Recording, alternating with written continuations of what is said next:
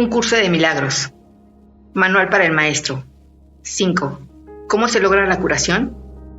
La curación implica entender el propósito de la ilusión de la enfermedad. Sin ese entendimiento, la curación es imposible. 1. El propósito de la enfermedad. La curación se logra en el instante en que el que sufre deja de atribuirle valor al dolor. ¿Quién elegiría sufrir a menos que pensase que ello le va a aportar algo y algo que tiene valor para él? Indudablemente cree que está pagando un precio módico por algo de mayor valor, pues la enfermedad es una elección, una decisión. Es decidirse por la debilidad debido a la equivocada convicción de que es fuerza. Cuando esto sucede, se ve a la verdadera fuerza como una amenaza y a la salud como algo peligroso. La enfermedad es un método concebido en la locura para sentar al Hijo de Dios en el trono de su Padre. A Dios se le ve como algo externo, poderoso y feroz, ávido por quedarse con todo el poder solo para sí mismo. Únicamente con su muerte puede su Hijo conquistarle. ¿Y qué representa la curación dentro de esta loca convicción? Simboliza la derrota del Hijo de Dios y el triunfo de su Padre sobre él. Representa directamente el máximo desafío que el Hijo se ve forzado a aceptar. Representa todo lo que él se ocultaría a sí mismo para proteger su vida. Si se cura, él es responsable de sus pensamientos, y si es responsable de sus pensamientos, será destruido a fin de demostrar cuán débil y miserable es. Pero si él mismo elige la muerte, su debilidad se convierte en su fuerza. Ahora se ha infligido a sí mismo lo que Dios le habría impuesto, y de esta forma ha usurpado completamente el trono de su Creador. 2. Un cambio de percepción. La curación es directamente proporcional al grado de reconocimiento alcanzado con respecto a la falta de valor de la enfermedad. Solo con decir, con esto no gano nada, uno se curaría. Pero antes de poder decir esto, es preciso reconocer ciertos hechos. En primer lugar, resulta obvio que las decisiones son algo propio de la mente, no del cuerpo. Si la enfermedad no es más que un enfoque defectuoso de solventar problemas, tiene que ser entonces una decisión. Y si es una decisión, es la mente y no el cuerpo quien la toma. La resistencia a reconocer este hecho es enorme, ya que la existencia del mundo tal como la percibes depende de que sea el cuerpo el que tome las decisiones.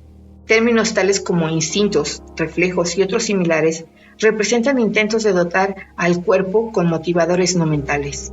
En realidad, tales términos no hacen más que enunciar o describir el problema, pero no lo resuelven.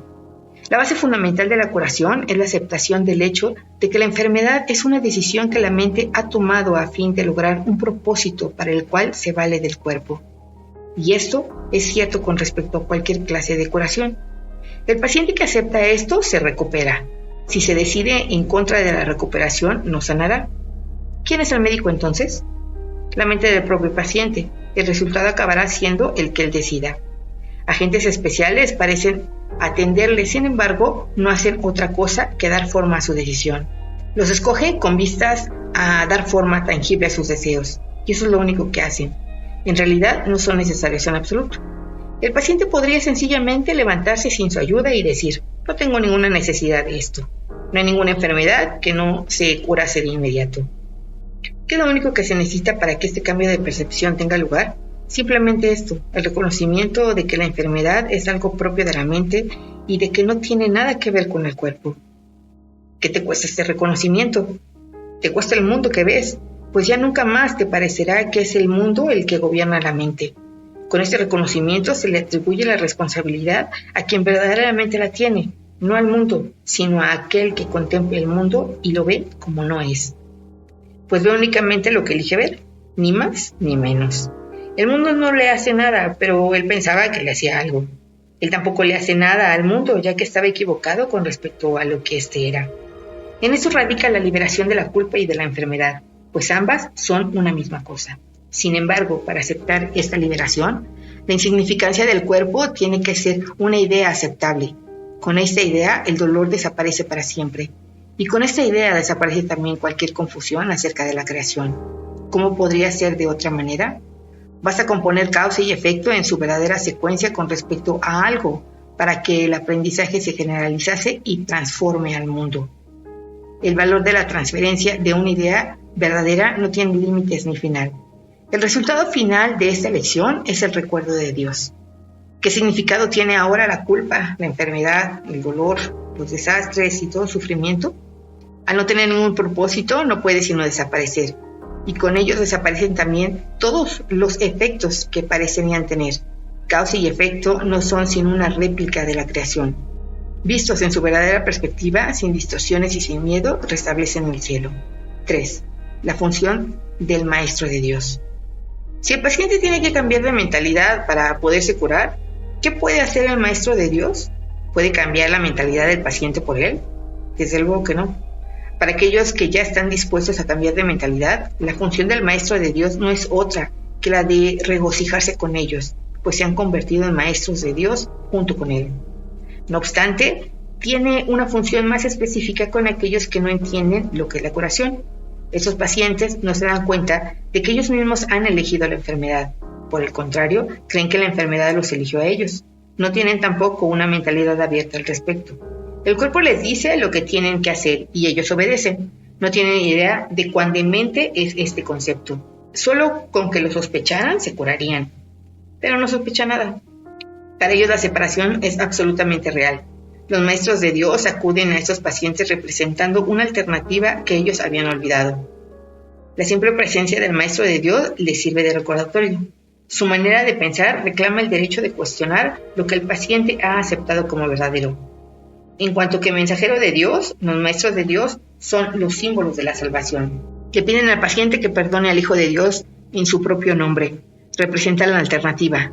Con la palabra de Dios en sus mentes, vienen como una bendición, no para curar a los enfermos, sino para recordarles que hay un remedio que Dios les ha dado ya. No son sus manos las que curan, no son sus voces las que pronuncian la palabra de Dios, sino que sencillamente dan lo que se les ha dado. Exhortan dulcemente a sus hermanos a que se aparten de la muerte. He aquí, Hijo de Dios, lo que la vida te puede ofrecer. ¿Prefieren la enfermedad en su lugar? Los maestros de Dios avanzados no toman en consideración ni por un instante las formas de enfermedad en las que sus hermanos creen.